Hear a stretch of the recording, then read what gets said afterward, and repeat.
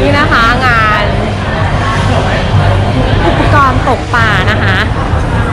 จัดประจำปีนะคะ TFE นะคะร้านแรกของเราผ่านไปแล้วสวัสดีค่ะสวัสดีทั้งงานเลยนะคะเหยื่อตกปลานะคะแล้วก็ LFFFFF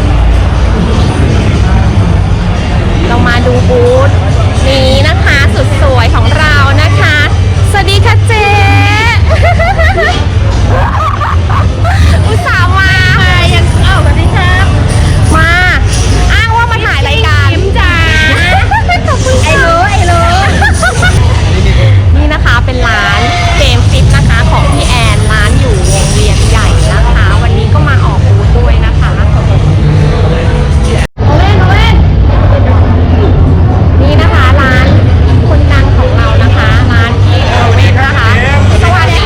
พี่จิ้งปิ๋มจ๋าเป็นไงพี่ขายดีปะก็วันแรกก็ไม่ค่อยเท่าไหร่ครับไม่ค่อยเท่าไหร่ก็ยังมีครับวันแรกไม่ค่อยเท่าไหร่แล้ววันนี้มีอะไรแจกบ้างคะนี่ครับนี่มาดูของแจกก็ซื้อคันซาดิสนะครับมีแว่นมีหมวกมีเสื้อครับแจกนะคะพี่แจกนะแจกโอเคกี่โมงเดี๋ยวจะมากี่โมงจ่ายกี่โมงแจกก็ประมาณช่วงบ่ายๆครับมานะครับนะคะนี่นะคะของพี่โอเว่นนะคะของพี่โอเว่นนะคะมีทั้งเหยื่อปลอมนะคะเหยื่อตกชะโดนะคะเหยื่อตกปลาช่อนตกชะโดนะคะแคมฟ็อกนะคะนี่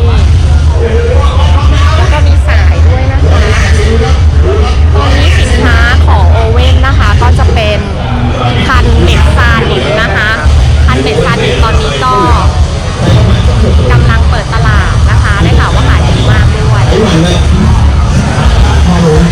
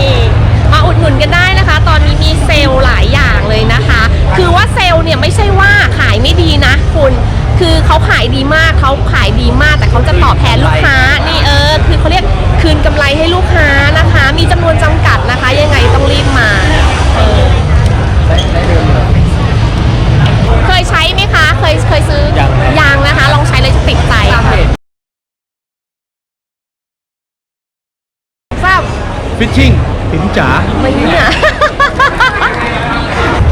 อ่านรัวนะคะ เป็นไงคะขายดีไหม ครับผม ขายดีไหม เริ่มครับ กำลังเริ่มนะคะน้องปอนะคะ น้องปอนเหรอครับ หาของกินครับ หาของกิน ใช่หาปอนได้ตามที่มีของกินและของหวานนะครับ ได้อ๋อเดี๋ยวเราตามไปดูนะคะ นี่กบนะคะ งานกบเยอะแยะไปหมดเลยนะคะ นี่ก็งานกบแก้คันนะคะกบแก้คันนี่นะคะ fishing on top นะคะ เป็นไงคะ มาไกลมาก รถติด อะไร ก๋วยเตี๋ยวโกออสก๋วยเตี๋ยวโกออสรับออเดอร์อยู่ครับ รับออเดอร์ก๋วยเตี๋ยวโกออสอีตาอ้วนมันบอกครับผมแดกได้ลวกเส้นไม่เคยสุกโอ้โหตบปาก นี่นะคะ สวัสดีค่ะนะคะน้องพีนะคะสุดหล่อค่ะ เป็นไงคะวันนี้คนเยอะไหม ก็โอเคอยู่นะโอเคพรุ่งนี้น่าจะเยอะกว่านี้ครับพรุ่งนี้น่าจะเยอะกว่านี้ เย็นๆเนาะ เย็นๆครับ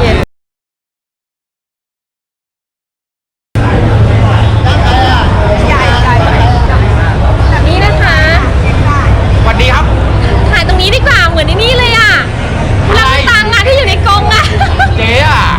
ไหนมีอะไรจะแนะนำบ้างคะบูธนี้ มีคันเบดดีคลักมีคันอันเลียเฮ้ยเดี๋ยวก่อนมีคนเห็นเจ๊ยังอ่ะนี่ผมขาย นี่ ทำไมสวยจังเลยอ่ะมาแล้วพี่เป็นครับ น้องทับสุดหล่อนะคะ เป็นยังไงคะ ทำไมเมื่อกี้ยังด่าอยู่เลยแล้วพอออกกล้องทำไมต้องเพราะครับ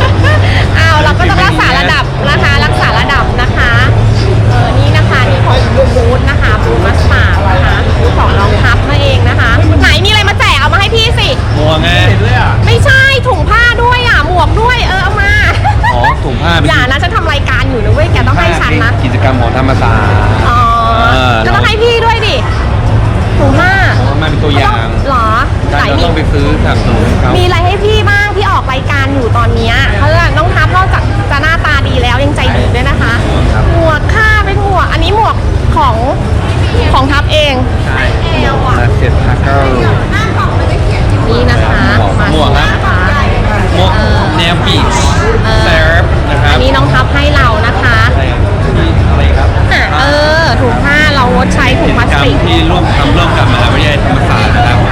เราจะรณรงค์เราจะพายเรือนะครับ จากปากน้ำโพถึงปากน้ำสมุทรปราการนะครับเป็นการรณรงค์กระตุ้นให้เราเห็นคุณค่าของแม่น้ำเจ้าพระยาที่นักตกปลาทุกคนก็ยังตกปลาอยู่นะครับแล้วก็จะทำกิจกรรมพายเรือแล้วก็เก็บขยะระหว่างทางอันนี้ก็จะมี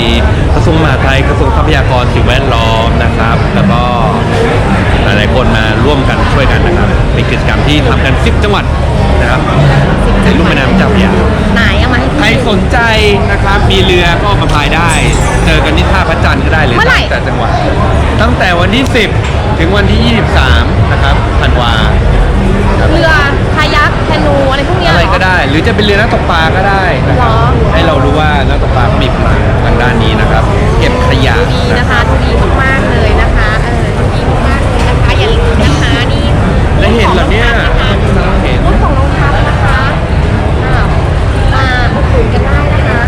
ลูกค้าเต็มตลอดนะคะ นี่นะคะร้านขนมนะคะ ไม่ได้ขายขนมนะคะขายอุปกรณ์ตกปลาทำสดๆเลยนะคะ อะไรคะเนี่ยหัวจิ๊ก กรอบๆเลย หัวจิ๊กรับประจิ๊กนะคะทำสดงานสวยเนียนมากนะคะ ใหม่สด หัวจิ๊กสวยมาก เป็นไงคะพี่เสกวันนี้ลูกค้ายังเดินเข้ามาไม่ถึง เยอะมากเลย พี่เสกผมขาวมากเลยนะครับ เข้ามาแบบนี้นะคะ